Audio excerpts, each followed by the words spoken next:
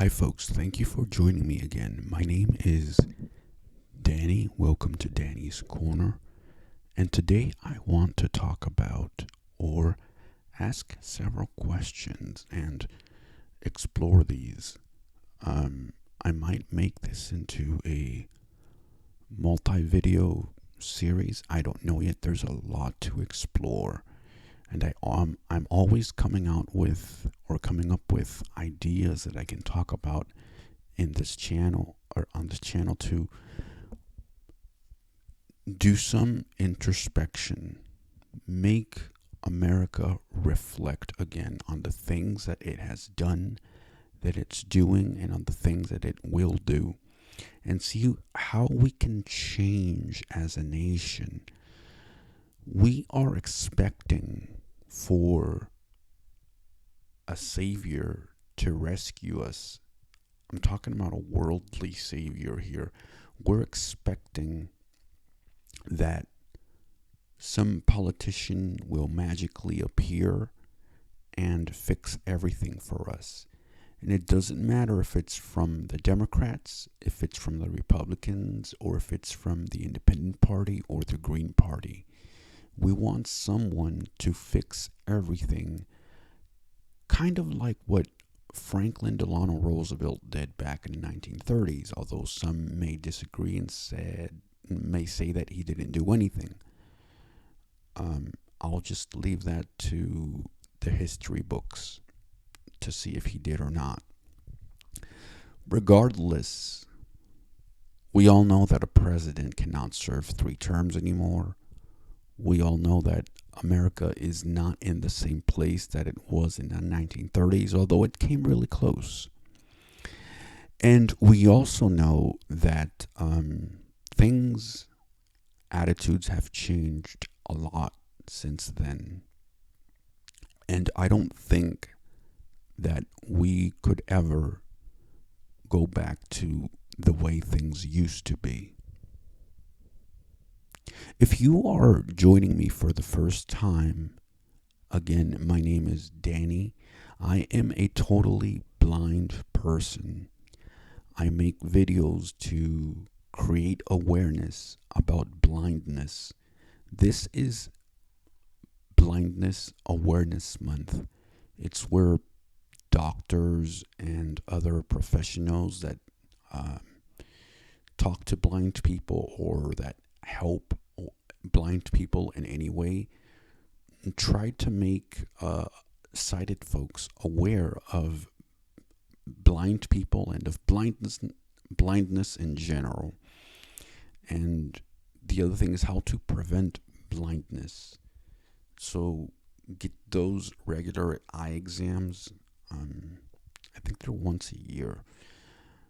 Blindness is not a good thing, but if just in case you were to become blind, it's not the end of the world as well. There are strategies that you can cope with it. There is a ton of information. There's a ton of things that you can do, and you can still be productive although you're blind. Don't believe everything that you see on TV. Don't believe everything that you hear from either party or whatnot. But more than that, this channel is to make people aware of spiritual blindness. So I have 2 things to do here. With that said, if you would like to subscribe to this channel, you may do so. And please don't forget to share and to comment and to give a like. It does help me a lot, and it does let me know that you guys are at least considering the topics that I'm talking about. You guys are actually thinking about these things. I also have a Spanish channel which is called Hablando con Dani. It's also in the channel section on this channel, as well as if you go to the Spanish channel, this channel, Danny's Corner, is featured there too. So let's explore a little bit of what is this whole thing of the United States? We were once called, well, we are still called the United States of America, but there was a reason why this name was chosen. And I would like to think, this is only an opinion, I would like to think that the reason is because we were united on a few things. The first thing is freedom from persecution, right? I would like to think that we didn't want to be hounded or persecuted. We did not want to be told what to do, when to do it, etc. Which, when you think about it, it is a form of persecution, not the way we understand it, not the way we understand persecution today, but it's certainly a way to think about that. Freedom of the press. I think we all need to realize that the press, in spite of how sometimes they may do things, it's still their job to report the news to us and to have it free from censorship and allow it to do its job. And the other thing is free from religion. What does this mean actually? This means that no religion will be imposed on the American people,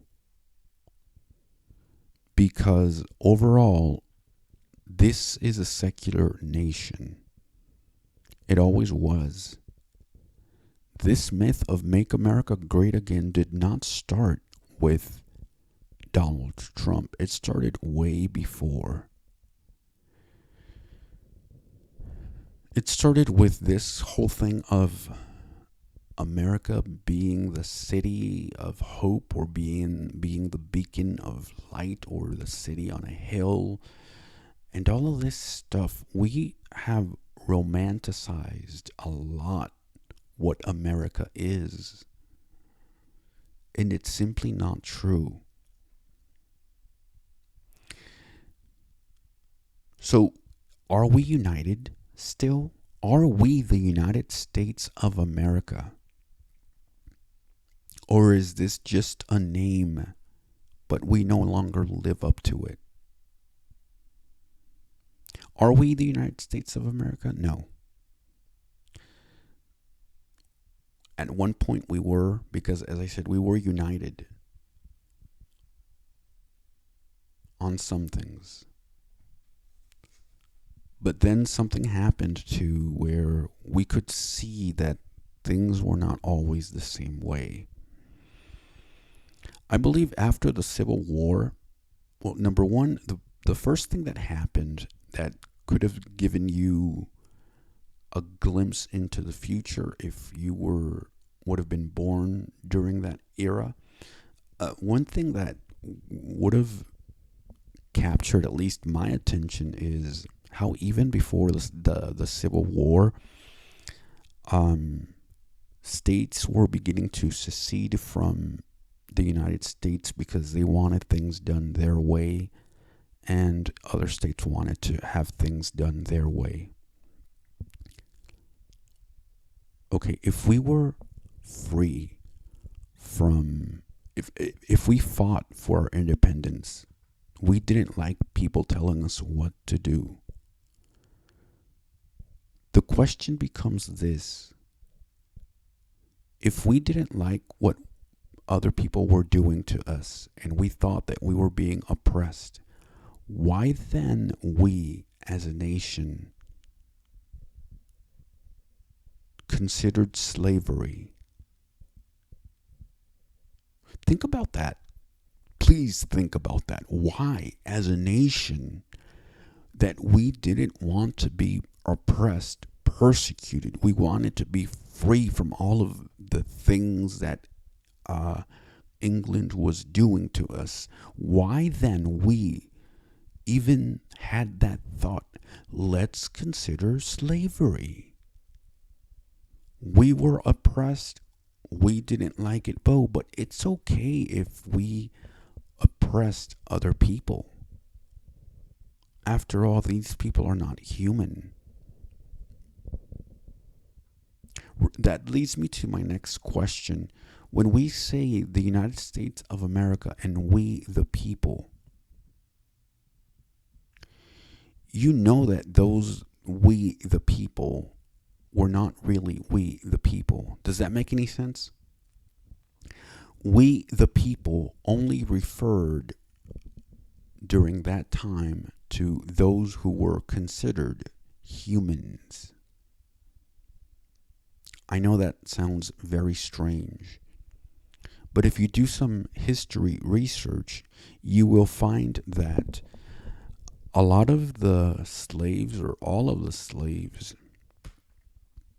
were not considered human whatsoever. I'm not sure how they came up with this, but it's something very strange. They were considered less than. And that's how you know that toxicity started. How the United States, even since its inception, regarded some people less than others. And that's how you knew that trouble was coming. But I'm assuming nobody paid attention. And even if people did pay attention, I imagine they didn't know how long it would take for all of this to unravel to where it is today. I think what could have happened that would have changed the nation a bit, that would have been the president having a talk, or Congress having a reunion, something, a speech of some sort that talked about healing, that talked about it's time for us to heal from what was actually a brutal and bloody war. And it's time for us to reconsider certain things. The other thing is that although the Civil War was won by one side and not the other, several things still kept us apart. See, it's no use making laws or making something illegal and forcing people to do something when, if people don't want to do something, they're not going to do it. They're always going to find ways to circumvent the laws. They're always going to find ways to not do what they're supposed to do. So they're going to come up with 1,000 excuses of why not do it. This is how segregation started. Okay, we can't enslave people. We'll segregate them. And if we can't segregate them, we'll just exclude them from voting, from making other laws that, will not allow them to vote. We'll come up with anything that we can come up with to not allow certain groups in or to be part of our group. This is the way it has always been. And this is the way it's being done right now. And if people tell you, oh, it's because we want this or we want that. No. It's not. This is not.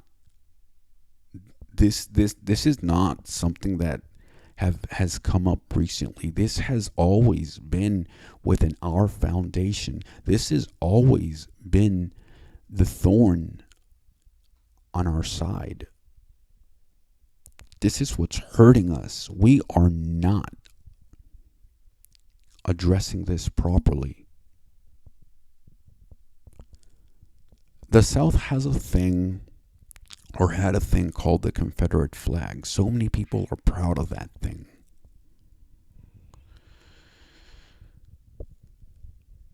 One of the things that could have been done is to say,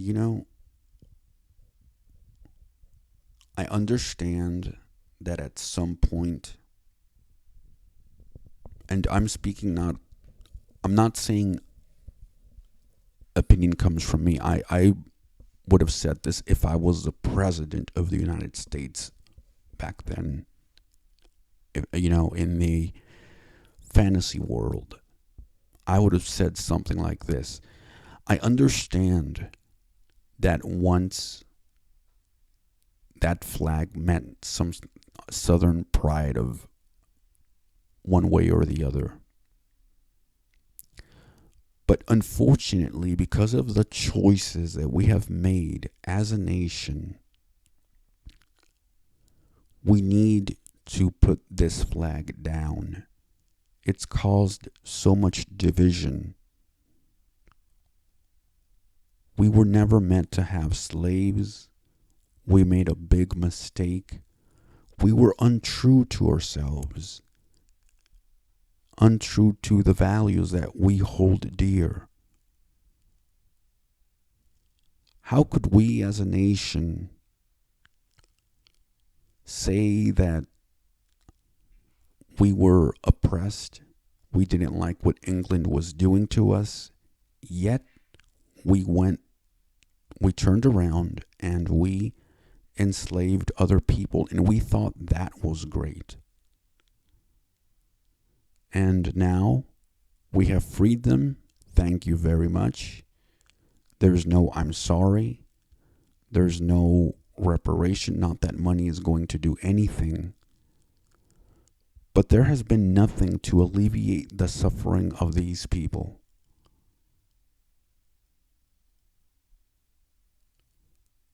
And so that flag has to go down.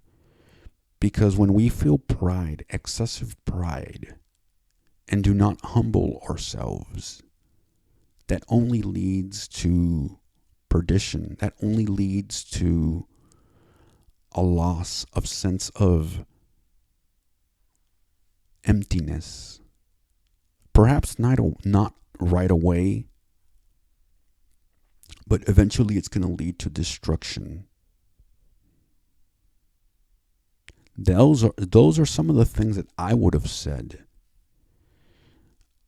if I would have been another person and started to talk to the people.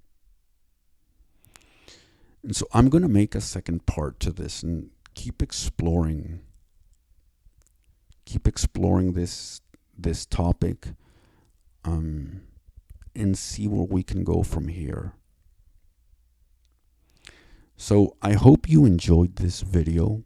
Remember to subscribe, to share, to like this video, and talk about these things with your friends, with your family members. Let's stop blaming one side or the other. Instead, let's ask, what have we done as a collective society to get to where we are right now? And how can you and I fix it? As I said at the beginning of this video, we're waiting for a savior, a political savior, somebody from the right, from the left, or from any other party to come and save us. And all we have to do is sit down and look pretty, not move a finger.